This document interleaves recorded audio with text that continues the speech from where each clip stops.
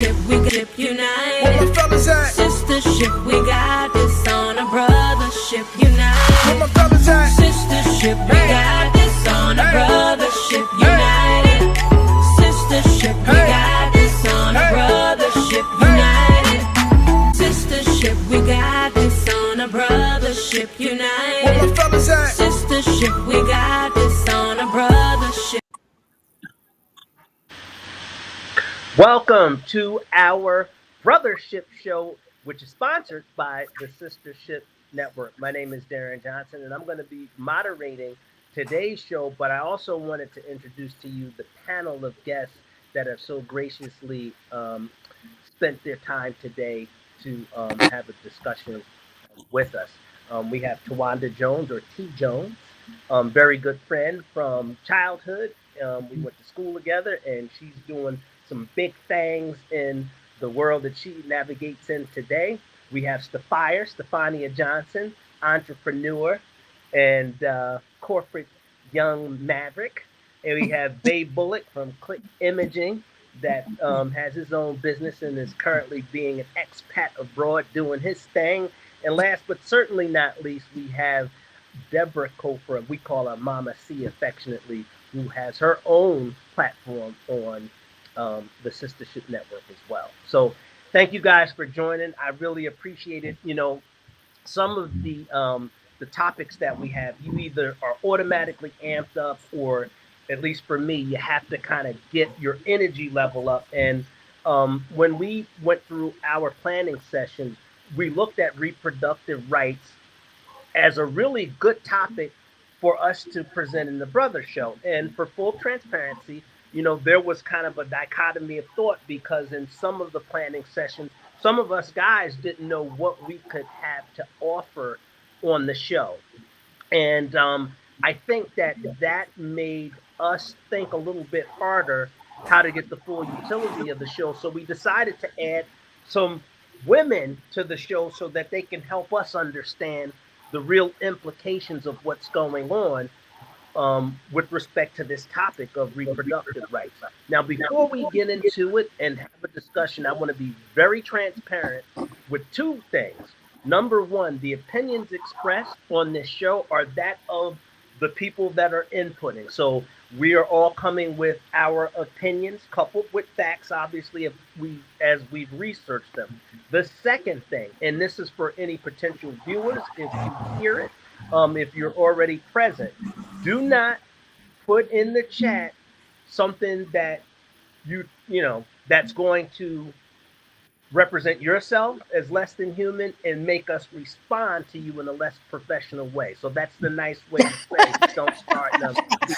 Because I understand that personal topic, and also understand that sometimes people may have agendas before they come into the show with that nonsense. We're not having it. So I just want to be very clear, so you don't think that, you know, we're being unprofessional, but you're going to get the same graciousness that you exude forth to us. So with that started, ladies, help us out, because I think the best way to start the show is at least to give, as a male, my point of view of reproductive rights. Now, as I understand it right now, despite the federal law that really was the what should I say, the arbiter of how reproductive rights would be legislated or at least governed, that would have been Roe versus Wade in 1973. Okay. And my research suggests that the 14th Amendment to the Constitution protects the right to abortion. What was interesting, though, is that 3 or 4 years later, the Hyde Amendment was put into place that pretty much prevented federal dollars from being used in government insurance programs like Medicaid for abortion services. Now, as someone that's a man of a certain age, I'm in my 50s, I've never had to make the decision to determine whether or not a life should be brought into the world. However, I do have a worldview. I happen to be pro-life. Now, when I say that, let me put some caveats behind that. I believe that you know, we're here for the express intent of procreating. That's kind of basically, where it is. However, I think it is a woman's right to choose, along with her mate, whether or not that life should be brought into the world. Now, this is my opinion. I just feel that way. I think that at the end of the day, my religious convictions are such that I have a covenant with my maker, and all of the decisions that I make will be dealt with at that time when I'm dealing with them. I don't think that a person, a government, or legislation should dictate whether or not people have the ability to make informed decisions on bringing life into the world. So that's just Darren's opinion, Mhm. and I want to know, just quickly through the room, what everyone's perspective is, because if there are people that are adamantly for pro-choice or pro-life, we can kind of just get that in the open. So, T, what are your thoughts?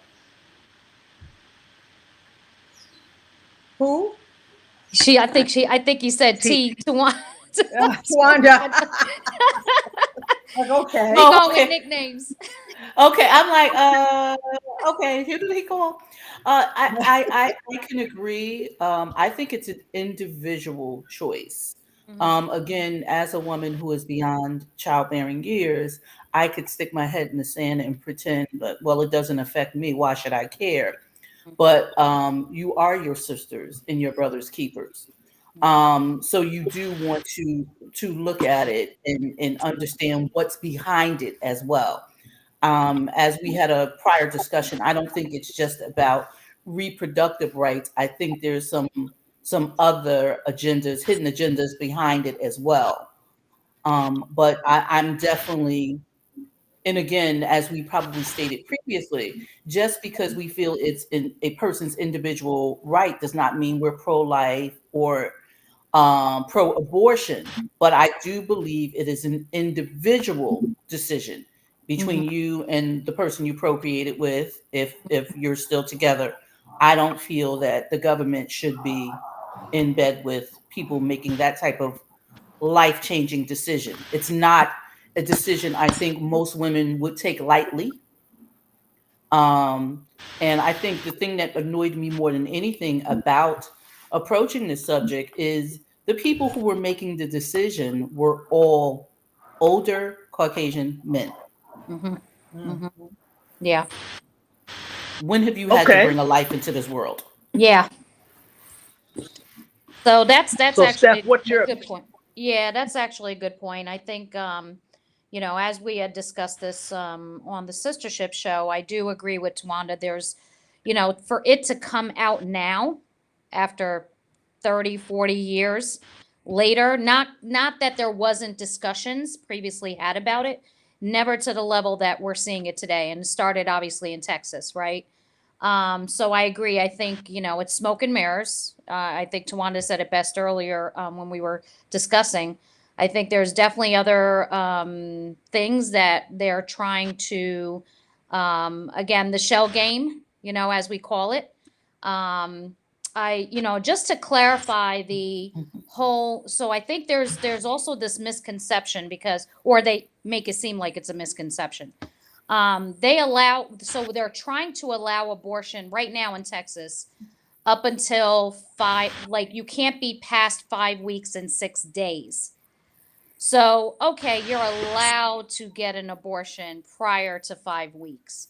But what people don't realize is that most women don't even know that they're pregnant within the right? first month. Many things happen, right? I mean, our systems are all Mhm. different. So that really, in essence, puts a woman in a position that there really isn't no choice if this is what goes into legislature. There is no choice for a woman. It's going to be you're not going to get an abortion. And now other states are, that are currently still allowing for that. You don't have the access, you don't have the funds, you don't have the ability to, by the time you actually get to another facility, which is out of state, and get an appointment and go through the whole process, you may be too far along at that point as well. So it really is puts women in a position that they really don't have a choice if this goes into legislature. So, back to what Tawanda's saying as far as like who's making these decisions and where it's coming from, we as women, we have a right to our own bodies. That was the whole point of, Roe versus Wade, is to make decisions on our own medical health, right? So when we talk reproductive rights, it's yes, abortion is the biggest piece of it, but it is our reproductive bodies, that, we're reproducing our bodies that people are trying to have control over. Like, this is not a state, should not be state legislature, any of that. It really should be up to the individual. And, I know, Darren, when you had mentioned about, how it was difficult for men to have this conversation, on the flip side, we were talking about this not too long ago. It's like, okay, so if we want to stop this, or we want to put an abortion law in place, why not have men manage their own situation as well and snip, for lack of a better word? I mean, I mean, that's what it comes down to, right? So, but you don't hear anybody talking about that part of it. It takes two to tango, right? Absolutely. So if a woman can't reproduce with a man, and they decide, whether maybe it's LGBTQ community or whatever, and they go to a bank and go through other options, they want to have a child, right? But again, from a man perspective, and I'll just throw it out there for you guys, if somebody came to you and said, well, to avoid abortions, we're gonna now obligate men as part of legislature to snip, and then, because you can always come back from that, women can't come back from obviously taking out their uterus and things of that nature. What do you feel about that? So I think there's this like slanted thought process of let's control the women, and again, coming from gentlemen who know nothing about women's reproductive system or live in a body of a woman, it's very difficult to take any of those gentlemen seriously in understanding women's health and reproductive system, and then trying to put a law in place to stop a woman from deciding what they're going to do with their body. I agree. I mean, I look, I only had 2 minutes before I got in this show, so I didn't get a chance to do any research or whatever. But from my own perspective, when I was a younger woman, younger and scared, and no family support, no money, I had 2 abortions. And had I not had those abortions, and let me tell you, that's a serious thing to have to decide whether or not you're going to keep a child or you're going to abort that child. I just had nowhere to turn, and I just felt lost. So I did what I had to do at the time. And, the father paid for both of the abortions. But for me, the right to be able to do that gave me the right to live my life the best way I could, because there were so many things out of kilter in my life at the time, having come from a very dysfunctional childhood and no parental support and very little presence. It was just, and I'm sure I'm not the only woman who goes through or has been through that type of life. So I was scared, young, broke, and nowhere to turn. And I could tell you one thing, I have never forgotten how that made me feel. And had I had the proper support and the proper funding, I would never have done it. But I think the right to do it is ours. It's not the right of any man to decide whether or not we should keep a child. And if those men who are making this decision think that they're entitled to do that, I think it's important for them to shell out some money to help take care of the babies that they are forcing a woman to have without understanding what that woman's circumstance is. Like I said, if I didn't have to do it, if I wasn't afraid, if I had support, if a lot of things were different, I may not have done that. But the fact that I was able to do that helped me to put my life back on course. And let me just say, I had my daughter. I was taken, and what a lot of women need to understand, you can still get pregnant using, contraceptives, because I had an IUD inserted, Mhm. and I was supposed to be 98% protected. I got pregnant with the IUD in. And as I've said on other occasions, it couldn't be removed, since I had made the decision, I'm going to keep this child and I'm going to find a way. I think I had grown up a little bit. I had found the strength, and I didn't have any money and no real support then, but I found the strength and I refused to do it again. I think we as women have to make better choices when it comes to partners. Just because you feel in somebody and they feel in you, don't mean that you're about to enter into a healthy, responsible relationship with a man. So, I think we have to start doing things a little differently ourselves, so that we don't have to put ourselves in a situation where, we feel that that's our only recourse. So, Right. on that point, I definitely don't believe men should be making decisions about women's health Yeah. at all.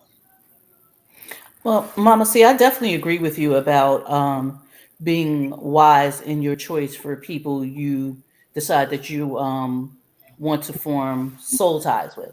Right. But as we get older, we start to understand that. But when you're young and you think he cute and he got Yep. swag and Don't have a clue. your hormones are jumping around, it's like Woo. whatever your favorite food is, that's the way he looks to you. Mhm. It's so say like for me, if I like a specific meal, or say I like ice cream, he's just looking like a triple scoop when you're younger, because That's you true. don't have that same control. You like, oh, and chocolate ice cream, if that's your thing, with sprinkles on Yeah. top, You know, that's what he's looking like. That's the urge that you're getting at that younger age. So absolutely. it's a lot easier to say now as mature women, but when you're Yes. younger, it's It battle. it's a real dilemma, especially when I got pregnant the first time at 19, then at 20, and then at 21.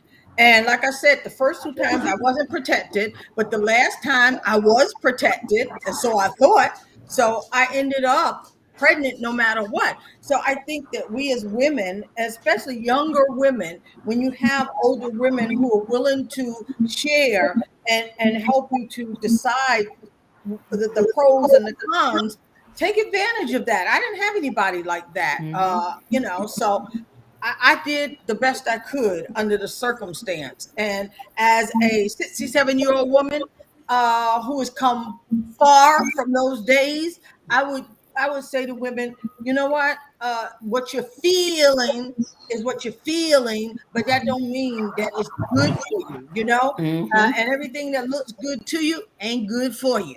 All So, right. All right. so we've got to uh, sit down and think about our lives, where we want our lives to be, what are our goals. I came from a dysfunctional family. I was just trying to survive without a clue, without a clue on how do I do that. I did manage to survive it, and I began the journey to building my own life. But let me tell you, young women, that feeling will get you into a lot of trouble, and later on, it could really mess up your plan for your life. Mhm. Mhm. Yeah. Well, And I'm sorry. I'm sorry about that, T. Mhm. Um, I don't think a man has a right to say anything about what a woman's doing with her body at all, in my personal opinion. Mhm. I'm coming in 1 second. um, that's their body. They should do what they want. Like Tupac said, it's their body. I can't make a child, so I shouldn't be able to tell them what to do with a child. That's Mhm. their body. I don't want to get involved in that at all. It's like, there's so many different circumstances that happen to a woman to make her make a decision on keeping it or not keeping it. As we Right. just went into, when you're young, you think, oh, this is it. This is the be all and end all. But they forget about the electric bill and the cable bill. They Yeah. forget about all that stuff. So they're not thinking about that. But, they're just running on hormones. So maybe they wake up one day and during this pregnancy and they say, this is not a good idea. Yeah. Maybe I should back out of this. you know. So there's so many different factors in that process of having a baby, that Right. somebody, you don't need any outside interference because it's between these two individuals and Right. people looking at their futures and where they're going to go with this particular person, because they're the only ones that are responsible for that little individual that's coming into the world. So that's the way I feel about it. So I feel that there shouldn't be any outside, not influence, but any outside interference with the Right. birth of the child or with the death of the child, which is a bad thing to say, but there shouldn't be any influence from anybody on the outside.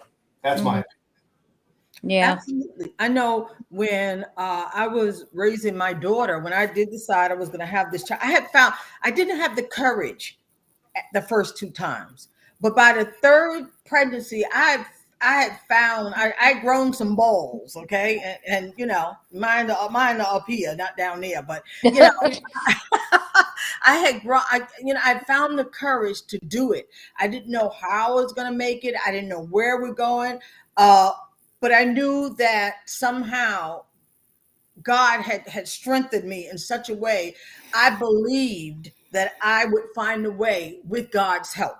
And I did. I set some goals and I followed those goals. And, you know, it made having that one child really helped me to put my life into perspective. And maybe if I'd have had the first one, it might have done it sooner. But you know what? I always say things come when they're supposed to come. And having developed that level of courage that was required.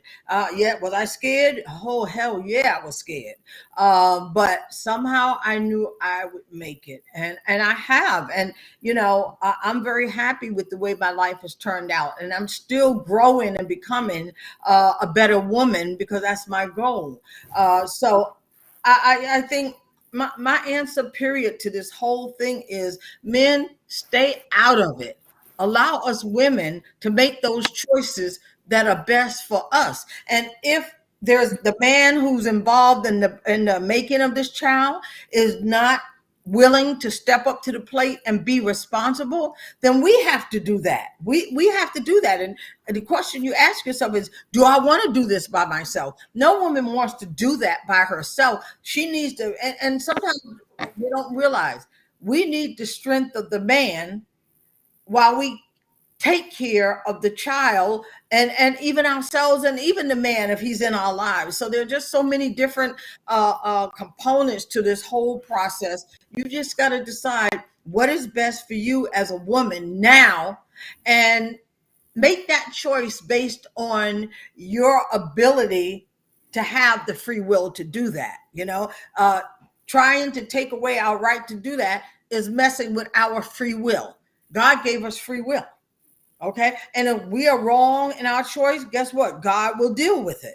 Okay. Mm. And that's what people Mhm. don't understand.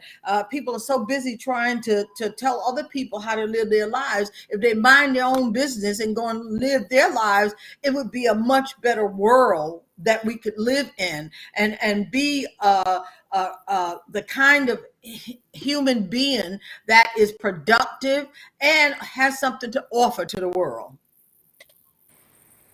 Darren, I have a question because you're the only man right now on the panel. Um, as a married man, do you feel if you're in a committed marriage, and let's just say married, just married relation in a relationship that wedded bliss, do you feel that if a woman was to get pregnant, obviously from you, that you have a right to have a part in that decision on whether the woman, because this is the other thing, is that there's a difference between a married entity versus boyfriend, girlfriend, or whatever other type of relationship, because there's no contract there. Let's put that in place. And you know, they could just step and walk away at that point. If you're married, you obviously got to get through a divorce. But do you think that a man and a woman who's married has a contract, right? Legal contract, binding contract, that they should have that decision should be made between the both of them, or should the wife make that as a sole decision for herself? If that situation came up. Because now I'm curious. I'm like thinking about this and I'm saying, well, you know, we're talking about relationships of people that are together and units. But not everybody is in that situation. So I'm curious the difference. We can't hear you, Darren. You're on mute. No.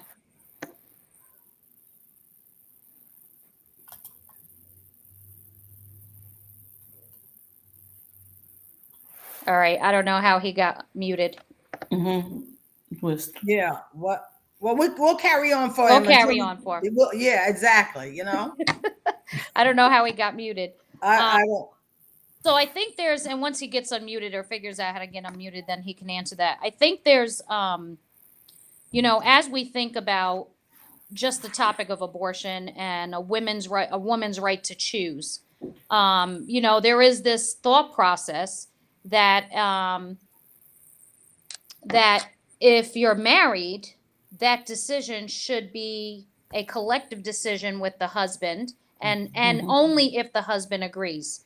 Whereas if you are not in a committed relationship, leave it up to the woman to make the decision, right?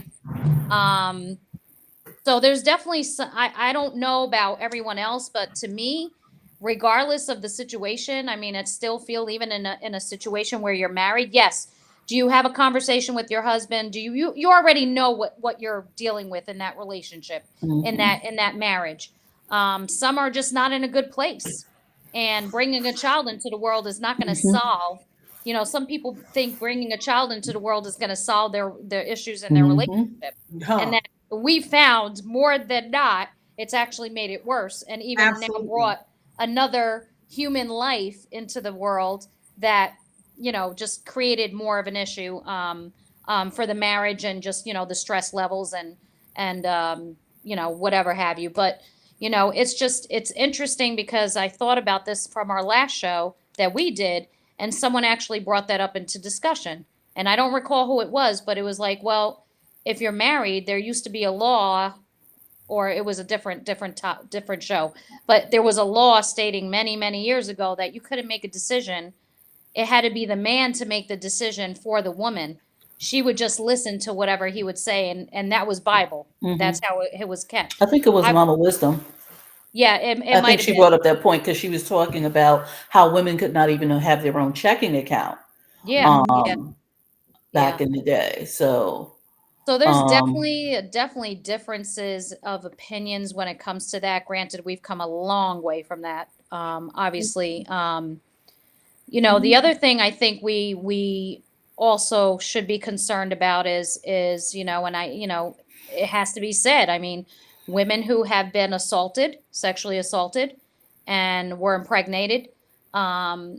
This is the one thing that bothers me about this legislature that they're trying to put forth, is that there's no exclusions to it, right?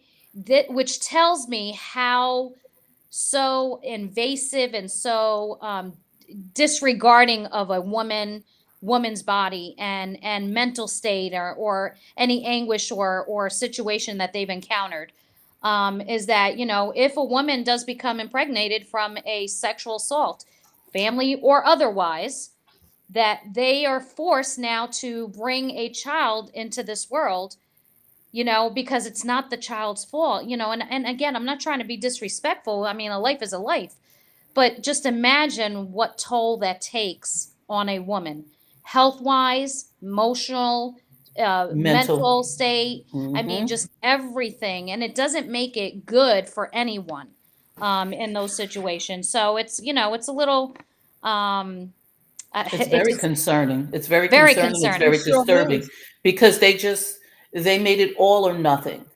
It was just like, this is what we want, and this is what we're going to push forward. This is our agenda that we want to push forward. Just no consideration, no research, nothing. Just like, okay, it's just going to be this way or nothing. Even with the vigilante type law that they have, that you can turn somebody in if you know they're going to have an abortion. Just all it was interesting just looking at this, and other states now looking at, oh, hey, maybe we should try the same thing. Yeah.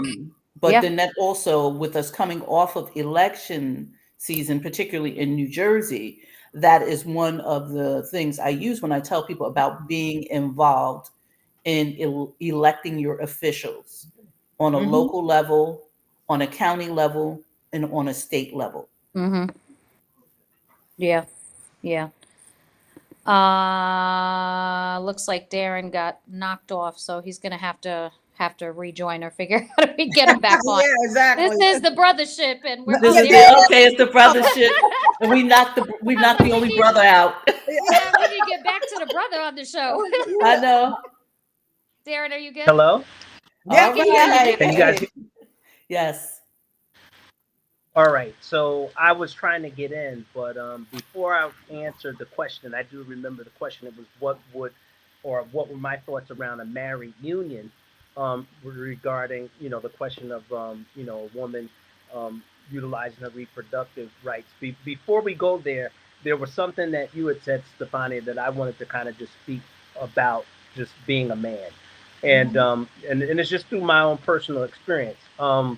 Way back when, a lot of this, and sometimes we don't like to hear this, but and I'm speaking as a man, a lot of it comes up to how we were also raised. Now, I was fortunate because I had a two-parent household, and Tawanda, she grew up with me and knew me as a person in grade school. I was always surrounded or by positivity, and there was an expectation that I was going to do something, good.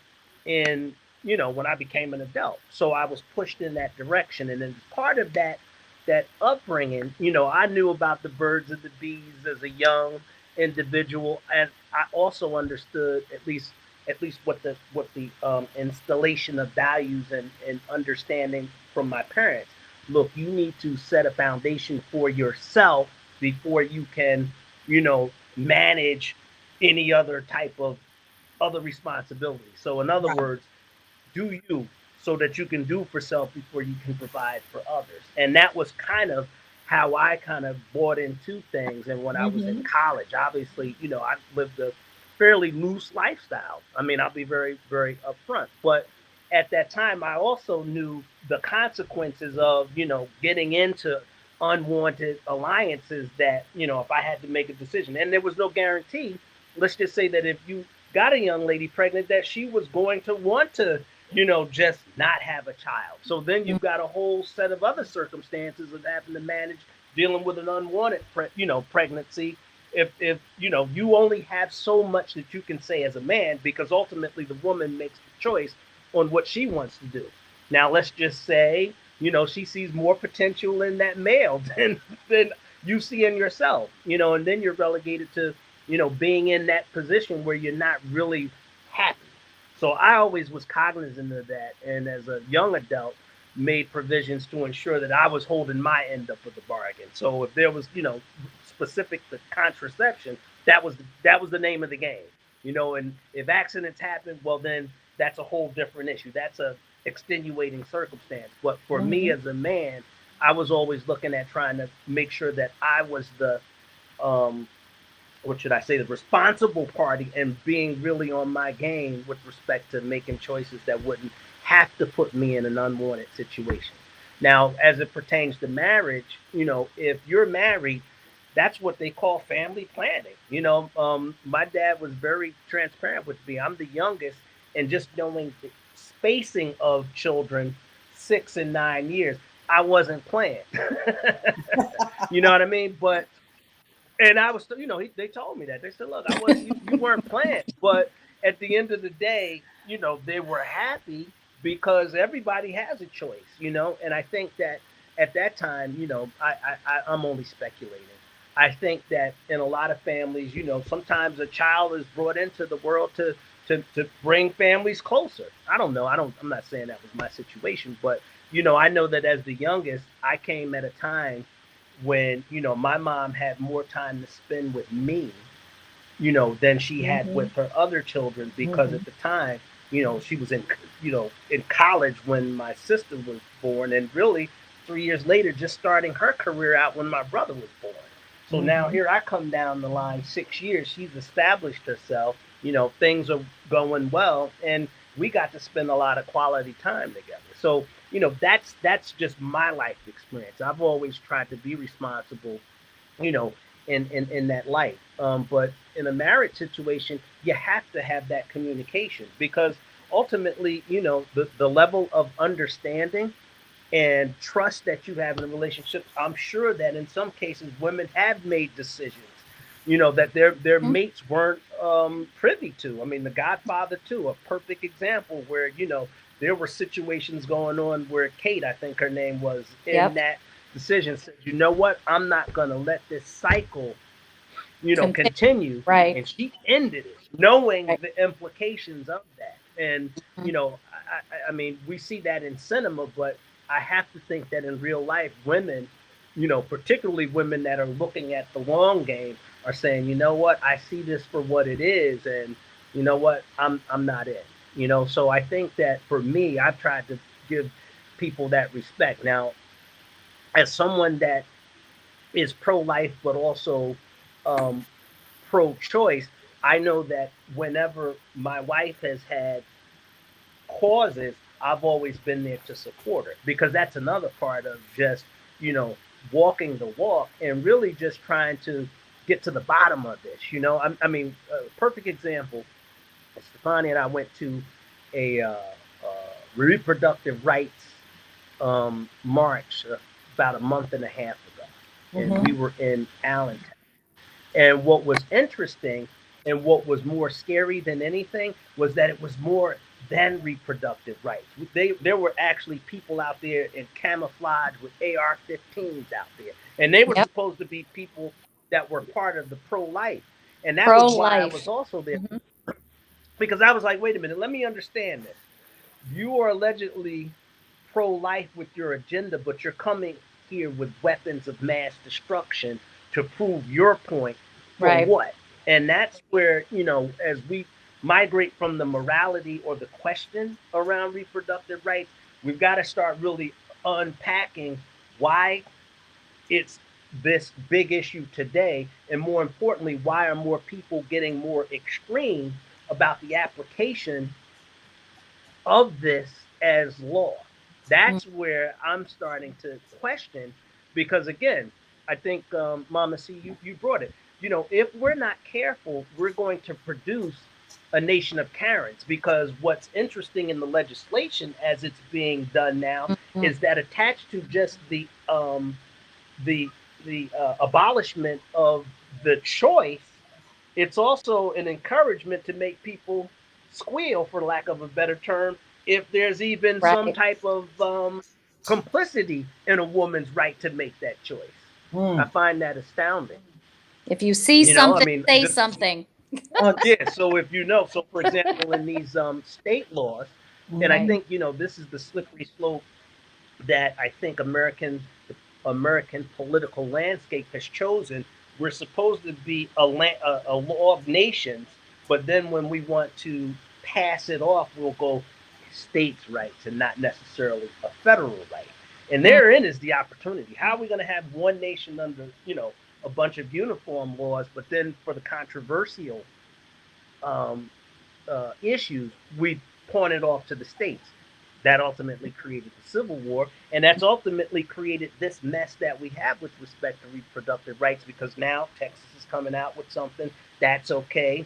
Supreme Court basically said, no, we're not going to watch that. So now Ohio's coming out with a similar law that they're saying, okay, that's even a little bit more draconian than what Texas has introduced. Now Mm. Mississippi's coming up with something where that's even more draconian. But I just wanted to point out that on December 1st, there's a very important oral argument in the Supreme Court for Dobbs versus Jackson's Women's Health Organization.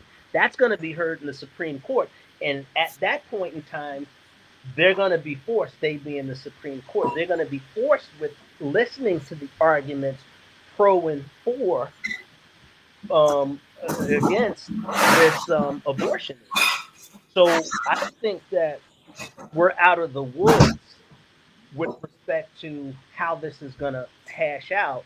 But I think that collectively we have to be excuse me, align with how we can have the voices heard out there. So for me, as you know, it's almost like as a man, while I believe it's a woman's, excuse me, it's a woman's choice. I feel on a personal level the need to stand with women because it's bigger than that. This is a humanity issue. And I Yeah, think you said it as well, Mama. See, you have to become, the owner of your own body. History tells Absolutely. us for too long decisions have been made that have been outside a woman's right to choose.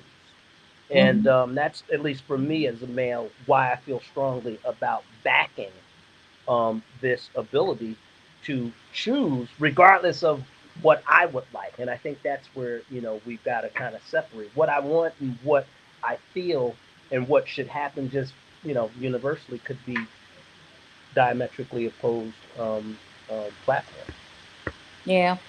Darren, I think what you missed, even as part of this discussion, as we were talking about women who have been sexually abused, raped, and incest or whatever have you, that Hmm. actually have become impregnated from their, obviously from their abuser. So, this is why it's so important, because there is no stipulations, no exceptions, or anything of that nature. So the thought process around this was, it doesn't even matter. I don't even care what you're going through. I don't care that a man raped you. I don't care that you got pregnant. It's like, I don't care what it is, you're going to have this Right. child. That's literally the mindset of the control element, which goes back to women being abused and taken as, just these objects throughout the course of history, that just makes this even more of a I get so angry and upset about it, because of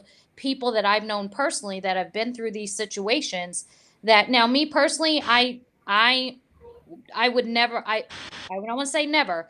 I would have never aborted a child if I got impregnated, but that's my choice, and it's okay. Right. Unless it was out of rape or, something of that nature. Hmm. But, at the same token, like, it's my choice for me. Like, I don't ever see myself telling somebody what to do with their body, Hmm. and Right. the only thing I would say, we call sex education. Many years ago in school, we had sex education. So they would teach you about, contraceptives or your body, or, and you had Planned Parenthood with, like, giving, condoms and, contraceptives and things of that nature, which I think we've lost our way, because you had teen pregnancy at that point in time. So that became the big thing.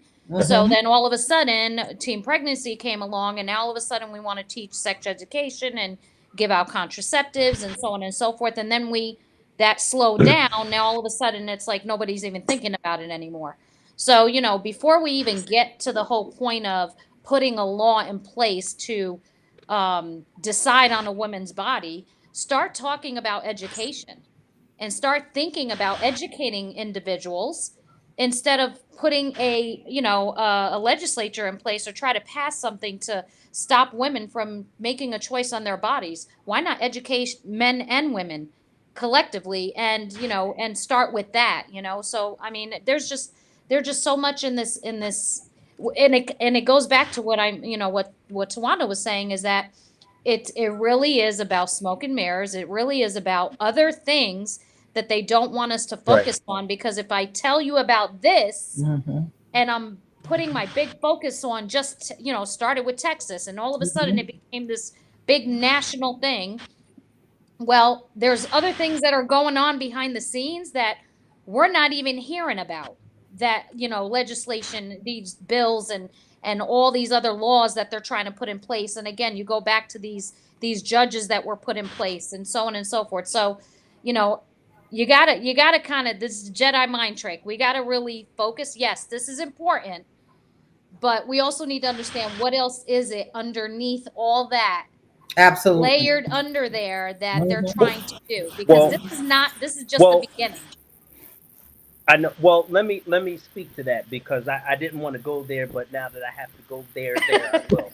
Here's the bottom line. The truth of the matter is that a lot of what's going on has been predicated on just political allyship. So way back, even in the 1980s, there was this pushback after Roe versus Wade to rescind this. And Mm-hmm. then you had groups, started with the moral majority, that had gotten together to kind of create this opposition to reproductive rights. Okay. Mhm. Now I'm going to fast forward because I don't want to stay in that whole morass. But coalitions for years have tried to create this groundswell of opposition to criminalize abortion, quite frankly.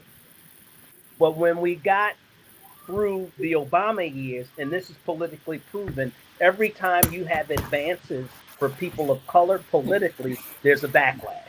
Okay, so after Mhm. the 8 years of Obama, interesting point, after Obama was elected, you had the Tea Party. And that began to be the first part of Mhm. saying we've got to do everything that we have to do to look at things along a few lines. One, we have to curb the changing demographics that are occurring in the United States of America. Mm-hmm. That's number one. Mm-hmm. Right. So, we even heard a head of state president say, well, why couldn't we bring in more people from Norway? That Mm. wasn't just a dog whistle, that was a Yep. bullhorn to kind Yep. of explain public policy around that. So Yeah. that's number one. Number two was when that eventually happened, the evangelical, what should I say, voting bloc. It's bigger than religion because, again, we predicated, at least at one point in time, a clear delineation between church and state.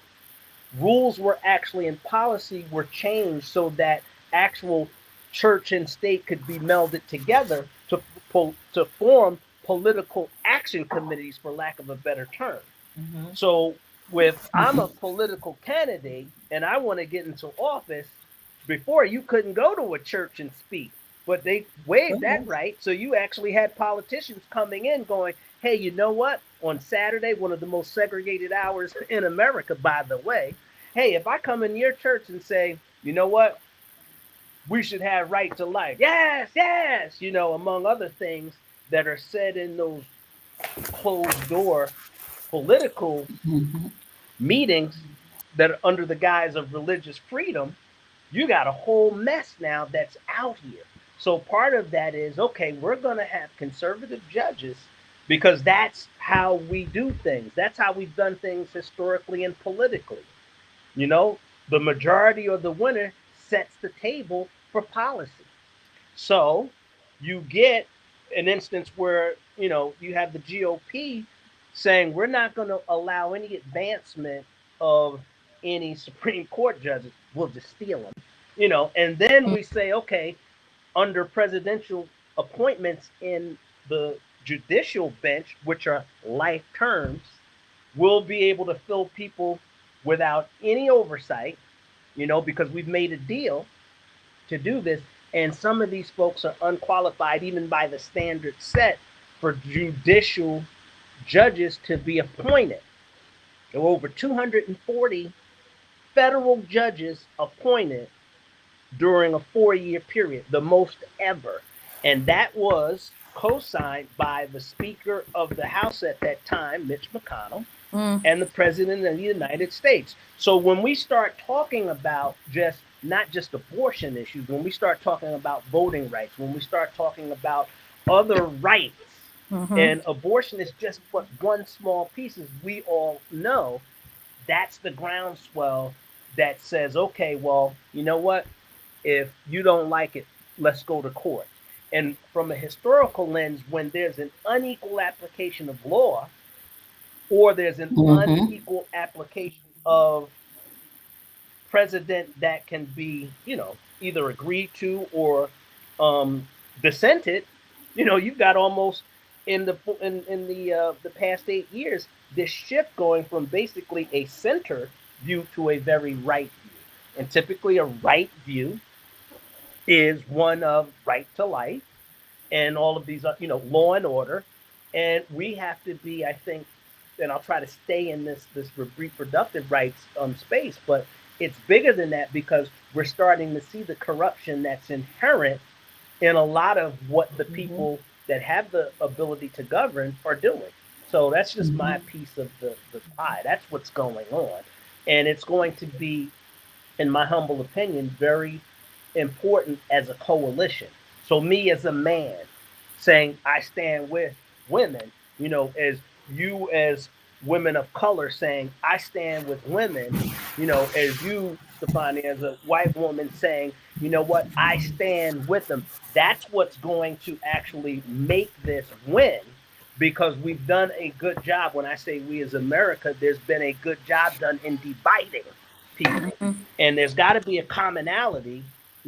This isn't a morality issue. My morality issue is about this is mind your business, because at the end of the day, only God can judge any of us. That's my humble opinion. Absolutely. So, Absolutely. until we start, no man can be informed enough to make the policy with respect to women. Absolutely. And what we're starting to see, if we don't start getting, I'll say, a central focus on these issues, we've got now where people are literally going to school board meetings arguing about things that don't exist. That's what alarms me. When I look at what keeps me up at night, we've gone collectively in our community to school board meetings where they're talking about the injection of CRT, when the people that are on the board are going, that's not even happening. What are you talking about? Right. But what we know from history is, you say a lie enough times, the gullible or uninformed will believe it. And that's where we are in just matters of education, matters of justice, matters of reproductive rights. And we have to figure a way to stand strong and fight that. There was once a time when everybody aspired to become educated. That was what made, at some point, a level playing field. You devoted yourself to scholarship, and if you worked hard, you could get ahead. But what we're starting to see now, as we put this stress test on democracy with misinformation, it doesn't even matter. It doesn't even matter. We're starting to find out, when we really look at things, there's not necessarily meritocracy. It's just the good old boy network. People are Absolutely. coming into positions of power that aren't necessarily qualified, and we're starting to ask questions when things don't work. I mean, I'm going to start pivoting in the current events, but I was watching this horrible accident in Astro World, right, where these Oh kids yeah. were trampled. Well, did you know earlier that day there were signs that this was going to be a mess in the first place? They were showing during the day people were trampling and going past the actual barriers just to get into the concert. Well, okay, theoretically, that would have been your red light to stop the First concert. indicator. That's number one. Number two, when people were getting trampled and were dying during the event, the headliner continued to do a show. He did the full set. So there are mechanisms that are supposed to happen in big concerts like that, that if something jumps off, especially with what we know now, remember Las Vegas? They're hyping this up as some super bad event. Well, I tend to think the one in Vegas was a little more serious, because there a guy was just basically mowing people down. Remember that one? They made a whole bunch of excuses about how that. I mean, how could one man bring in basically an arsenal and mow down, that many people? Absolutely. I'm just saying.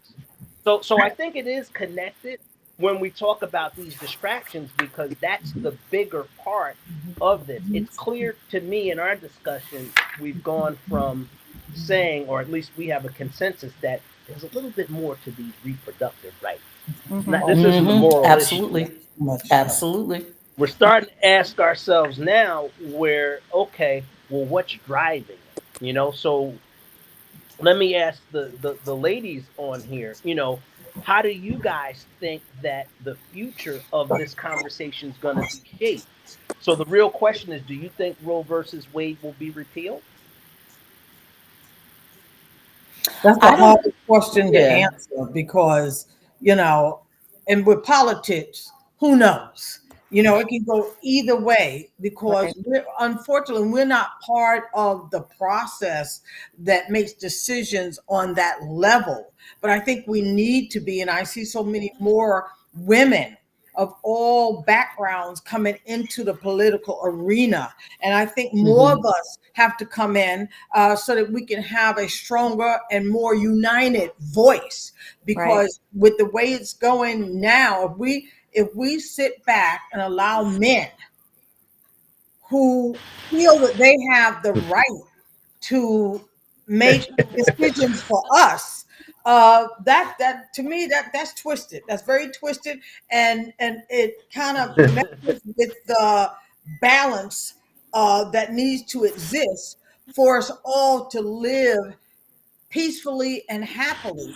And I think going back to what Darren was saying, yeah, I think one of the things is fear that they are no longer uh, going to be the powers that be. And so they try and circumvent what's happening in some ways to distract us Mm, so that they can ease on, slip right on in like the snake and make decisions that throws us 50, 60, 70 years back. So I think that I love the fact that more women are coming into the political arena, and it is an arena, believe me. But now that there's more of us standing up with us and for us, and being the voice for us, I think that that's going to help to, for a time being, at least keep the waves from drowning us all. But mm, there has to, this growth of women in the political arena has to continue. And I mean, women from all backgrounds of life, because we all matter. It's not just one nationality or one ethnic group.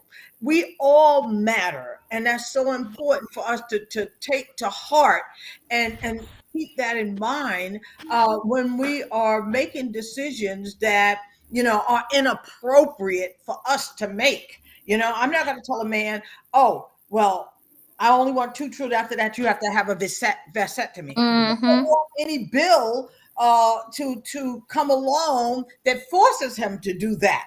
mm-hmm, How crazy is that? This whole thing is just crazy, but it's based on fear. That 1% wants to keep themselves the 1%. And we got to understand that in this country, this is a capitalistic society, and that mm, 1% will kill off everybody if they could, so that they can remain that 1%. But you see, people of color, and I tell people I'm not a minority, I am part of a majority of people of color. Okay. And we got to stop. Global majority. Yeah, I am tired of people, us, people of color, calling ourselves a minority, because that is nothing. Nothing is farther from the truth, and that's what's happening with these white politically charged old men who think they see, oh my God, they're coming up. They're getting a stronger voice, and so we've got to somehow distract them or knock them back, and they will do everything that they can to remain the 1% and to keep what they call the minority a minority. Period. And we're only a minority when it comes to money. Okay, we don't have a lion's share of the bucks in America as a collective group of people. But we got to begin to change that and not allow that 1%, and those who lobby, even the ones who lobby, they're lobbying for the 1%, because the 1% can keep the money in their pockets. So we've got to look at the picture holistically, look at the whole thing, and then realize what's happening here, and we cannot allow it to happen. And one of the ways we can stop it from happening is to vote more women into office and making sure those women are in alignment with rights for women. mm-hmm. That's the key right there, is an alignment for rights for women, because what we Absolutely. don't need are women who are falling under the control, right? Because we still have women who are still falling into the whole Stepford wife Yes. control mechanism Yes. of, man, think like me. I want you to be like, what I say. Right. And, we're just going to walk like robots and do as said. We have come so far as women, Yes. to go backwards it's just not, it's not going to happen for me. It makes That's no for sure. sense. It just doesn't make any sense, It doesn't. It's like, So I really? mean, yeah, so we have to do what's right for our generation, current generation, and future generation. And that's what we need to start thinking about is our future generation, because so much is still changing, and we're still moving forward, and there's so much going on with just rights and Uh, evolving, humanistically, I'll say. right. I Um, just got a vote for one. Lisa Sibering is saying, Deborah, run for president. You have my vote. Hey, you know what? If push come to shove, I might have to get out there at 67. But you know what? I'm still spry enough. And if I have to walk, I have to get around the wheelchair. Oh, hey, whatever. I'll roll myself in there, do whatever. But enough is enough. We have had a freaking enough. yeah, Okay. yeah, And anytime we need to know who our political leaders are and what they stand for. Okay. exactly. And if they're not standing strong for what works for us, goodbye. Kick them to the curb. They Yep. don't have to be there. Don't fund them. Don't Don't nothing. fund them. Don't walk past them like a pay car past a tramp when you see them. Just keep it moving, because the bottom line here is we as women are not going back to the years of the suffrage years where women literally, hey, if they can stand up for their rights, for women's rights, then we've become so much more empowered Right. as a body of women, a body of human members of the family, which when you think about it, we're one. The Yeah. human race, we're One. one people, okay? And what's making us separate, what's creating the separatism is the color issue. Not just color, but the complexion issue, the socioeconomic issue. There's so many things that are messing with us. We got to, a lot of things that keeps us distracted. We've got to get focused, Absolutely. stay focused, and don't allow get to know your political leaders. If they ain't working for you, goodbye. And Absolutely. know who's coming up, who's interested in running, and what their thoughts and ideas and what they want to do. You have to know, you have to look ahead. Who's next in line, who could potentially be next in line that you would support. Absolutely. So these are things that we have to just get in front of, because we're always going to be 10 steps behind, because these people are coming in and they're just taking over and just taking over. Absolutely. Having come off an election cycle in New Jersey, the things that I saw were disappointing as far as the percentage of people who came out. If anyone has been watching, the gubernatorial race was very tight. And helping people understand, when you talk to them about their vote, every vote matters. Yes. And if you put your head down and say, "Oh, I'm only going to vote," I've had someone share with me, they only vote when it's a presidential election. It starts at your local level. Yes, and it if does. you think that these laws cannot be reversed, take New Jersey as an example of what happened with the changing of the guards with this last election cycle. So if you think that restrictive voting rights cannot be put in place in New Jersey, look at what happened in Georgia. So people really have to get their head out of the sand and pay attention. Yeah. Everything I have been out. I did work this political campaign, and I have been out on the street and have sent people to their phone, because everyone has a smartphone. Hey, are you registered to vote? I don't know. Here, I'm going to send you the link right here. You can actually go online right now and see whether or not you're registered. People just not taking the initiative to find out. And then some of it is education. I've had educated people, they didn't know what a municipality was. They didn't know what was formerly a freeholder, which is now a commissioner. They didn't know what their role was. So just making people feel comfortable to ask those civics questions that are not being discussed in school any longer, or, because they have really watered down a lot of the public education, but just making sure people have the information to be empowered. because a lot of times what will happen is they don't know. So, oh, I don't know. Even with as far as the additional questions that they usually will ask you with your voting ballot, understanding what those mean. Because they make them like a dissertation, and I will say that myself. As much as I like to read those questions, you're like, okay, give me the Cliff Notes version of what we're supposed to be Right. voting Yeah, on, exactly. Right. because they write it in legalese, and Mm. just making sure people understand the importance of even voting on that. One of the things that I noticed, and I actually brought to the forefront when we had school elections, people to vote to the school board. Okay, where's their social media site? How do I find out about these people? How do I find out about what is their platform? And they started bringing things out so that you get to meet these people and you get to ask questions. Don't Yeah. just come to me when it's time to vote. I need to understand where you stand. How will you work for me? Even though I don't have kids in the school system, I do understand how the educational system, how it works. And I need to understand those things, because that's going to feed into when I'm ready to sell my home.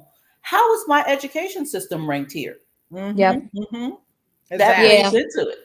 Exactly. That's a good point. And that's, I know Darren mentioned earlier about us going to a school board meeting. Like we don't have children in Hmm. school, right? We don't have children, period. But to your point, the local level is so important, because you got to think about it. It grows and grows. You go up the next step. You've got so Darren's going in and out. You Yeah, have to he's playing understand what's Houdini on us. he's like Houdini with the you're right, he's Houdini. But it's Yeah. so important because Hmm. these decisions are not just being made at the top. They're starting somewhere, right? And it's a top, it's not always a top down approach. There's people from the bottom up that are talking, and they're having these conversations, and they're starting to throw out these ideas. And so, I think about just corporate America, for instance. Mm-hmm. Like, the ideas don't come just straight from the top, believe me. Right. They're just looking at the bottom line at the end of the day. They're all looking at what is going on in all these states. What are people talking about? What are people concerned about? And those individuals that are having these conversations is what starts that local level and goes up from there. So, again, going back to the whole school thing, going to a board meeting, going to a school board meeting, understand what's going on with the school system. Like we pay taxes. You're paying, it kills me. We pay That's a taxes. huge portion of your taxes are Pay to fund the taxes. school system. You Absolutely. know, Huge portion. Yep. we have to know what we're doing. We have to know what we're doing, and we have to know the people that are in place. We have to know Absolutely. just not the surface. And to your point, I think because a lot of people are very like, we're very wanting to know quickly. To your Microwave. point, the cliff notes, the microwave, and I mean, now it's Hmm. like I don't have time to read through material. Just give me what it is, and Hmm. so that I can make an informed decision. But and that's how do we educate people much quicker to be able to make truly good informed decisions. I think that's what we're lacking. Is I don't know, going out and having rallies and meeting people, and most of the time it's during the day when people are working, and it's hard to get out there and get people to really be educated on the people that are running, or people that are in let's just say next in line potential candidates. So how do we kind of get to a point where we can be more educated and educate people so that when they are voting, and to know that you can't just be voting for a president every 4 years, because these Right. Can I? decisions are not being had just at the presidential level. And Absolutely Well, not. one of the things that Joan Collier is saying, she says she's noticed up here in the Pocono Mountains lately that we are not well informed about our candidates. And you're absolutely right. Yeah. Sometimes I'm guilty of that.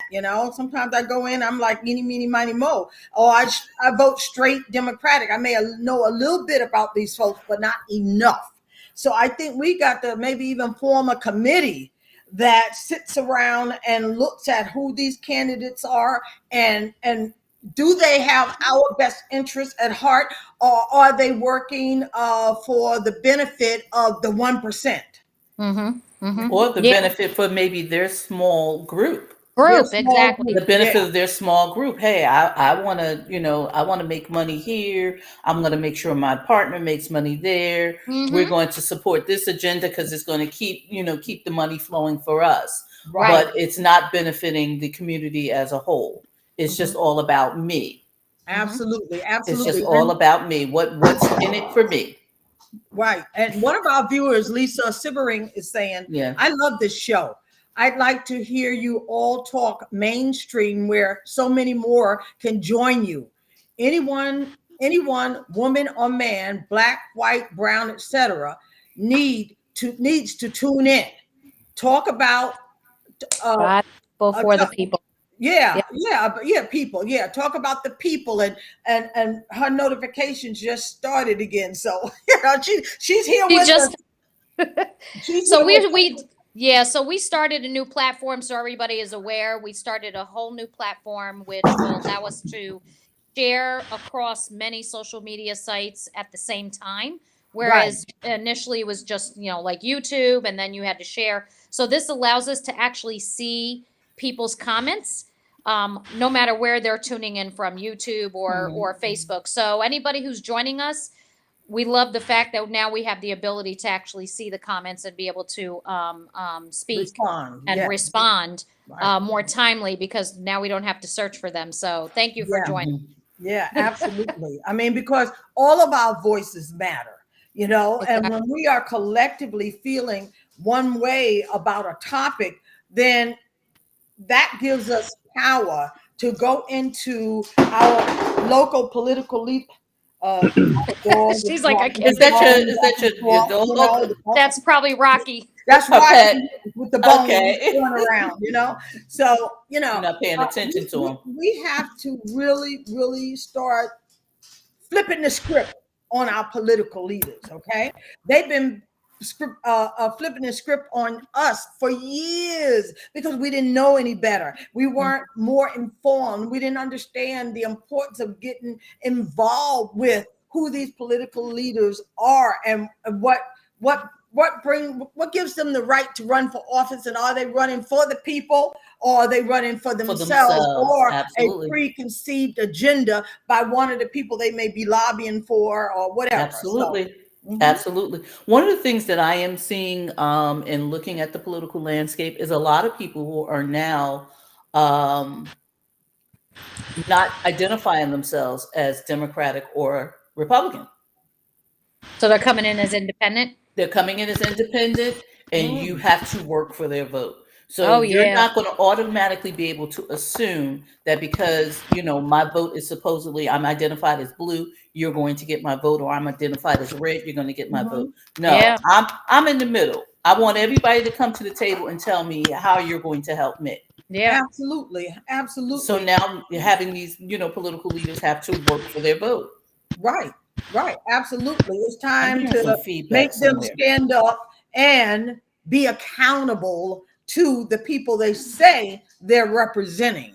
Yeah. You I know, think actually it's interesting. I'm sorry, Mama C, go to ahead, interrupt. I go think ahead. it's actually interesting that more people are identifying as independent. And I think because of the political climate we've been through, especially with the era of, Trump, let's call it for what it is, what transpired over those 4 years Right. and how people are feeling about the party. And so I think it's interesting that you're seeing a shift now into more independent, identified as independent, because now I think people are getting sick and tired of both Absolutely. parties. Absolutely. They're at a Mm-hmm. point now Mm-hmm. where, at the end of the day, I don't care what anybody says. Everybody's in it for something, Yeah. right? Whether you are Democrat, Republican, whatever, everybody, and they have to work together. Right now we're seeing they're trying to work across the aisle to try to, to build back better and, so on and so forth. There's some things I don't like about it, some things that I do. Mm-hmm. Um, but I think now it's more of a challenge for political figures because of the fact that now you do have to work much more to get and earn a vote. So, Yeah. I think it's actually a good thing, to be honest, because it does challenge people that, you're not just automatically just going to make an assumption that you got my vote. I want to know what it is you're actually doing. and whether Yeah. it benefits everyone or not. Absolutely. I mean, a country divided will eventually fall. And Yeah. Absolutely. that's something we must always keep in the forefront of our minds, because if we don't like what's going on now and we don't get involved, what's going to happen 20, 30, 50 years from now? Mm. This could be one, America could be one big prison. And I think there was a movie once with Mel Gibson, and he was a prisoner in New York. He was locked out of his ability to go beyond New York. And I think this dictatorship that's slowly trying to happen here, we've got to stop it before it takes our children and our grandchildren, etc., to a whole new level of enslavement. Mm. Well, can you guys hear me? We Yes, Yes, we can hear can. you. we Yes. got you. All right. No, I was just being quiet. I mean, I think it was great dialogue, but I think, it's a two-step process because, I consider myself a scholar, believe it or not. And I love history because I know that through the annals of history, it has this eerie ability to repeat itself. Now, a Mhm. lot of people, and I get into these conversations with other people that like history. We once had a period called the Dark Ages. Now, the Dark Ages were actually in Europe, and it gets the connotation literally because it had gone dark because there was a rejection of Mhm. education, art, and science. And that actually took the culture, at least at that time and that geographic area, backwards. And if we're not careful, when you think about what we're seeing in the political landscape, that's the inherent risk, in my opinion, that we have today. Because if you Mhm. think about it through just the lens of some of the things you guys said, people aren't educated. Well, people don't want to be educated. You Yeah, know what you're I'm right. saying? To a large degree. Because what tends to happen is we have a human condition called cognitive dissonance that makes it very difficult for us to accept things that aren't comfortable to us. Yeah. But when you have a historical background like people of color, we know our history. I Mhm. would always counter someone that says in defense of CRT, we don't want our children to feel uncomfortable. Well, for years, our children have been made uncomfortable by expressing a fear Absolutely. through Absolutely. the history Bravo. that was written at that particular point in time. So we Absolutely. have to counteract these narratives and force truth. There's a difference to have a difference of opinion, but we've got to come to the table and hold people accountable when those opinions are not even accurate or a true reflection of what's happened through our history. So that's number Mhm. one. Number two, one would think way back when, and those of us that have expressed that nature of scholarship, I can remember walking to the library on Osborne Terrace to find when you didn't have the internet and you had a book Mhm. report, that's the Mhm. closest Yes. library at that time. You Yes. walked there and you went there and you got the bibliography and you learned how to understand and write a book report, blah, blah, blah. Right. Today, now, Taking when me you back think to the about Dewey Decimal System. Yeah. Hello. exactly, Yes. but, We but, are but when old, you aren't think we? about it, Stop right, but when telling you our think age. But when you think about it, right, that was X amount of years ago. But now with the proliferation of cell phones and iPads and all of this information at your fingertips, it's Mhm. not necessarily gaining the knowledge for the youngster and for the uninformed. The opportunity is understanding and deciphering truth from fiction. And there's Mhm. willful misinformation that's being Yeah. propagated in the ethos so that it can shape opinion. That's a problem. And my life experience is that a lie is transmitted quicker than the truth ever can, Oh, because again, always. it reaches in, injecting doubt in our institutions. That's what concerns me. I've been an independent voter since I was able to vote. And my logic then, because I mean, my worldview was arguably right of center because, I always felt, yeah, there is too much government. You know, I also believe that, yeah, given if you're given the opportunity, you can do anything here in America. I really believe that, Yeah. But here's the problem. Over time, life experience shows that that ideology versus its application, it's a false narrative. you Mm, know so at the end of the day, I look at right now the party of Republicans, and I say this, from an opinion standpoint, they don't stand for a unified country right now. mm, I've got to look at the same lens at the Democrats and go, wait a minute, guys. you know your candidate was in fourth place, and one specific voting block got him that nomination, and ultimately that normalcy that we all expected. So for me, as somebody that could have voted for anybody, I did say, okay, I'm going to take a chance. Now, a year does not a presidency make, but if you're not holding voting rights as a fundamental agenda, mm, or bridges, roads, mm, and the environment as something that's got to be addressed, or looking at just making sure that my ability to if there's a traffic stop, live, because we need to push holding people accountable. I mean, that's a problem. And at some point, I think as we go into 2022 and the 2024, the stress of having this coalition, has to be embedded in all of our psyches, because, I love political science. I can tell you, you have to have right now, today, and what we know has just happened, you need to have a 90% African American turnout, a 40% Anglo turnout, and a 70% Latino turnout to beat anybody right now in the current sphere. That's those are the numbers. I'd guarantee you that if you pull that in any large area where there's a mixture of people and not just I'll say a segmented area of one voting block, that's the secret. And what typically happens is we can get, when I say African Americans, you might get 80 on a good day. You might get 88 on an exceptional day. But what's happening when we dissect Virginia and we look at Hunterdon and Middlesex and all those counties in New Jersey, that mm, number 40 for the Anglo, that number this year went as close to 50. When you look at the empirical number. So if history tells us something politically, the messaging going into the Mm-hmm. midterms has to be for these Democrats is how you get back to what they call table stakes issues that make Mm-hmm. people that are in the middle stay in the middle and not go into extreme. I've Mm-hmm. often said, I'm not worried about Mustafa and the Taliban. I'm worried about Bobby and the minivan. Because right now, what's part of happening Come is that on. the Oh, I extremism love it. that's being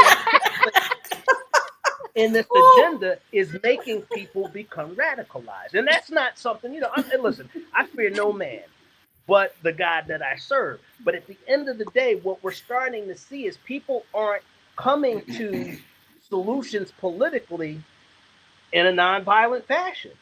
You know, there's a poll out there saying that 30% of people believe that violence has to occur to save America. Well, I've never been Mm-hmm. told where is the danger.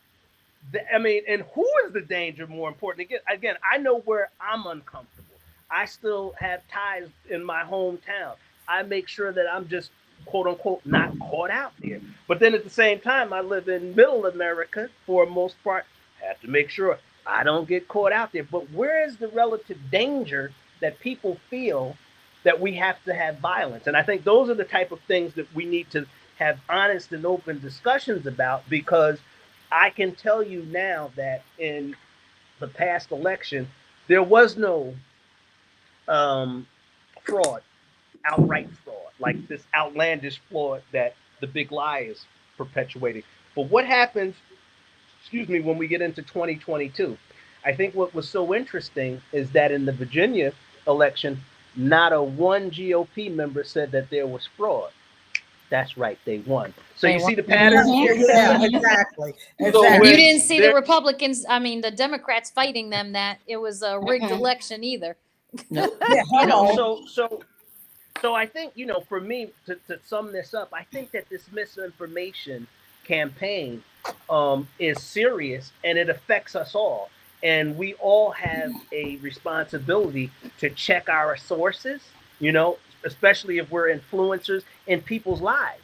That's what Right. scares me about the CRT thing. Me, I understand my history. I can tell, I could give anybody, regardless of their background, a good conversation around world history or national history. But what scares me most is that for these children, I don't care if they're black or white, if you don't give them the whole history, that does a disservice to them. Right. And Absolutely. it does a disservice to the country. Not, Absolutely. black history is American history, right? But Yes, it how is. can you say that if that makes you uncomfortable? Because a lot of people don't know. My personal hero is John Brown, and if a lot of people don't know who John Brown is, look him up. His act precipitated the liberation of African Americans. But I won't Amen. go Yes, there. it did. You know what I mean? Mhm. So I think that's the type of thing that we have to start having conversations with. And I also tell people, given the opportunity to share this media with you, you know what? Stretch yourself and have friends outside of who you look like. I Right. mean, and that work, Exactly. Oh, it works as exactly. yeah. And Mhm. work isn't that's yeah. I'll use the old adage. I've got friends at work of different ethnicities, but that doesn't mean that they're friends. You have to get to know someone because at work, for the most part, people are going to be on their best behavior. But when Mhm. you start to meet people outside of your comfort And level, you're socializing. less inclined to believe the nonsense via stereotypes and false narrative that you're going to hear. And believe it or not, that was the conduit before we got into the misinformation campaign that we got into that got Obama in. Because what was fundamentally happening was that the boogeyman politics that have been so much a part of the political landscape since the 1960s, it didn't work with Obama. Think about it. He was arguably the first, I'll say he and Doug Wilder, who was elected the first black governor of Virginia. They were the two politicians that were able to really transcend and go into suburbs and not really get negatively dinged. Mhm. Women have gotten negatively dinged. I'm going to tell you, Hillary Clinton, the job that Fox did on her before she ran Yep. was so ingrained because I would hear the same narrative from the same type of people when it came to Hillary. They did the same thing and launched on January 21st with Mhm. Kamala, which makes me believe that she's going to have a very hard time, trying to run. And again, full transparency, I'm not sure as a person that voted for Biden that he's going to be ready for 2024. So a distinct conversation and exercise in determining who the right candidate will be in 2024 has to be had quickly. What do Yeah, you guys think? I agree with you. I mean, Totally yeah. agree. Yep. You know what? If I'm going to run for president, I want you as my vice VP. Because you can probably tell me some stuff I don't know, And it's all about bringing in people who are genuinely concerned about the well-being of everyone, Yeah. Exactly. including this country. We've got to stop this level of Mhm. exclusion that's going Right. on, because it's killing, it's hurting our children, it's hurting our families, it's hurting our communities. But unless we're willing to stand up and let our voices be heard, then nothing's going to change. In this era, we've got to stand up and let our voices ring loudly. Okay. But that means we have to look into who these people who say they're representing us or want to represent us are. If we did that, if we all did that, there would be no need for this conversation right now. There would be no fight to maintain a woman's right. Yeah. Exactly. So Well, I mean, well, you. go ahead. Yeah. No, We I was would. gonna say, Go ahead, go Darren. ahead, Stefan. No, I was just gonna say the thing that out of everything that's happened, and I'm not a person that goes to church regularly. I'm sorry about that, but I do have a spirituality in me. And I said, sadly, is when we have politicians or influencers in our lives that can inject doubt and create and cause confusion, they Absolutely. are doing the work of evil. You know what I'm saying? And when we Absolutely. look at great leaders in world history, they've never done that. They've had a unifying message. Right. They've Exactly. walked the walk and led an example, at least in public service, Mhm. that they spoke for all people. And all I will tell anybody that's willing to listen, regardless of your political ideology, that's going to be the future that maintains a harmonious democracy. Because Absolutely. to your point, if we continue to bet on what divides us, we're not going to survive. Because it's just a matter of time. If you can create a false narrative that people literally believe. Perfect example, you had people in Dallas, Texas thinking that JFK was going to come back. I mean, it wasn't one or two nuts. It was a, Elvis is coming back. I was Yeah, going to say, you know, Elvis has know, been when spotted. you, So yeah, when you Michael had Jackson. people, Oh, he's really here. yeah, He's not gone. You know. when Tupac. you believe that people are in this diabolical cabal, that are raping kids, I'm like, well, first you have to start with the Catholic Church. Oops. No, I'm sorry, but Oh, when you I really say trying to that, get us taken off He's the a air. see. Oh, That's we gonna ready be to have next another no, conversation conversation. hold Oh on, but man. hold on. I'm just saying, if you're going to start there, look at where their actual cases. I guess maybe that's the best way to temper it. Right. Yeah. But No, I'm saying we've got to start holding people accountable for what absolutely. they're bringing to the table as the Absolutely. narratives. Mhm. And I And know people, we're Yeah. running out of time. This I was a think there's great were there show. any questions that we needed to address? No, I Let's think we try it. have, Joan said we have to get ready for all issues and candidates coming in the next few years. And yes, yeah, educate the young people about people, terminology, and voting. I think, that's the biggest thing, I think, is the lessons, the understanding, educating people, getting people things as quickly as possible, and not false information. Like, this is the problem. And I agree. Darren made a point of it, saying it earlier, is that we have so much information now readily available at our fingertips. But the absolutely. question is how valid, how truthful is that information that we're receiving? And since there's so much there, people are not spending time shuffling and trying to validate what they're hearing or they're seeing. Right. So, Right. so that's, goes back to even with our history books. Think about it. We got a small piece of what people wanted us to A hear. Now we're slice. getting everything Getting and then bombarded. some, and then we're getting bombarded with information. So it's a challenge. I Information don't think overload.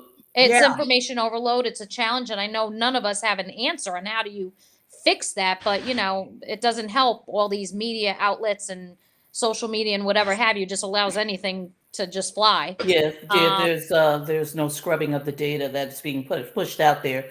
But as far as educating ourselves on political issues, educating ourselves on our voting rights, there are mhm. some great websites that I can recommend, easy to mhm. understand. I'm in New Jersey, I must say, they have been very good at putting information out there that you need to know the dates on if you wanted to vote.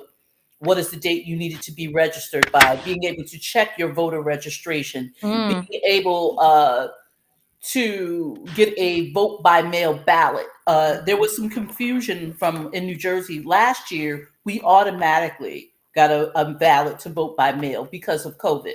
right. Unfortunately, this year, if you're not a vote by mail person who says, "Okay, I want to vote by mail," continuously for all of the elections in the future, you had to request a vote by mail Right. ballot. People received the application and they automatically thought that was the vote by mail ballot.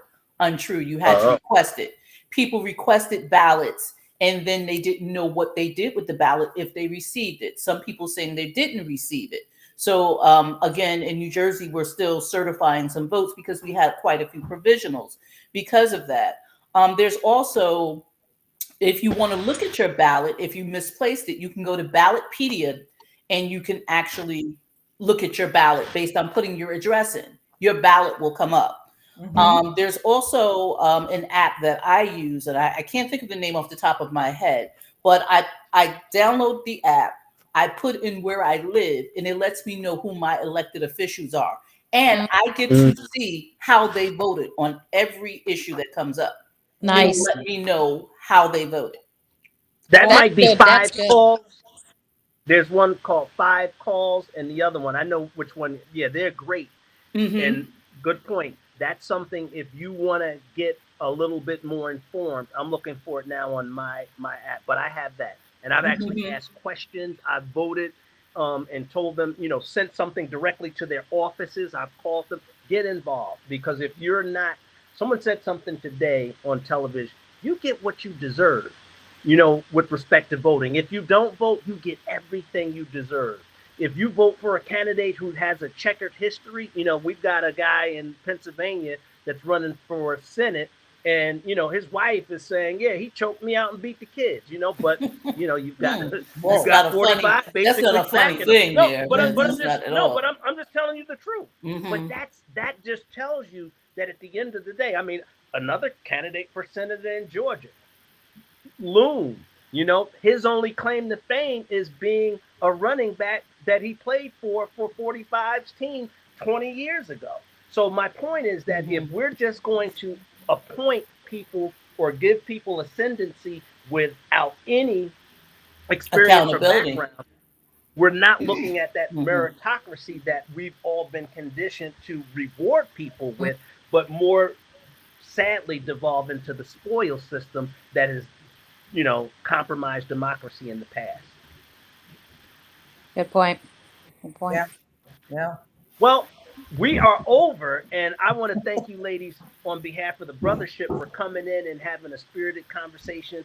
And hopefully, we showed some folks that are listening some type of encouragement, some information, and more importantly, some experience that's going to help them in the future. So, Absolutely. I'm going to sign off. Do you ladies have anything else to say before we convene? Well, no, thanks for having us. Oh, Yeah. thank you. Letting us take over the Brothaship. Yeah. Brothership takeover. Right. Ah, I know people are looking like, wait a minute, it's supposed to be the Brothaship. We got a lot of females. We got a lot of females well, here. well, Hey, think I it's told you good. this was controversial. Some people like, I think it's good from time to time that we have the brother sister dialogue. So Absolutely. that, I think there are people who don't understand what a healthy dialogue between men and women look like, Right. sounds like. So I think that Mhm. this has been a good opportunity for people to understand that we can have differences of opinion, but we have to respect one another's opinion in the process. Absolutely. Just because I have a difference in opinion, it doesn't make me super right, doesn't make you super right. People, just like you said, respecting other people, their difference in opinion. Absolutely. Absolutely. It doesn't make them, this bad person. It doesn't make me a bad person. Right. Absolutely. And I think we should Yeah. show unconditional love, even if we have to show that love from a distance, because there are some people you can't reason with, but you love them from a distance. that's right. Absolutely. Yeah, thank you so much, Darren. I thought it was a great show. Oh, absolutely. I appreciate being on the panel with some amazing sisters of the sistership and having the brothership. So thank you. I thought it Yeah. was a great topic, great discussion, great dialogue. And for those that joined via social media and other outlets and gave their feedback, thank you for joining us as well. And I must say And again, Steph Fire is the only one who has pulled me from behind the keyboard and out in front of the camera. it's a good look. It's a good look. And Yeah, it's a We good love look. you on the show. Yeah. The only and one. I will just end with this, and this is to my sisters on the panel and as well as the viewing audience.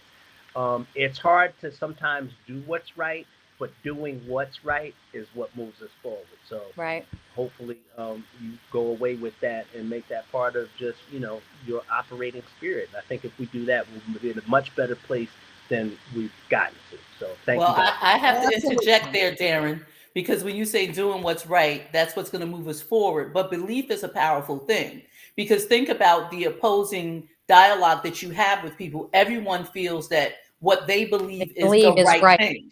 So Right. that can be another show. Oh, for yeah. sure. That's true. Because You're belief right. is You're right. Do it You're what's belief right. is a right. powerful thing. That's why we have wars. Because That's true. people But believe what they believe is the right thing. Yeah.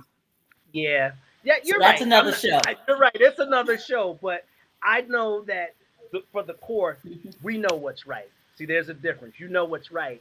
There's a difference between justifying what's wrong. See, that's how what I mean. That is true. But being right is get the golden rule. I should have been more clear. You're right. You're There's right. that You're right. accountability. You're right. I think He's I'll get known me ready a long to put time. it down. He's known me a long time. This I was know, I great, know. guys. Well, Thanks.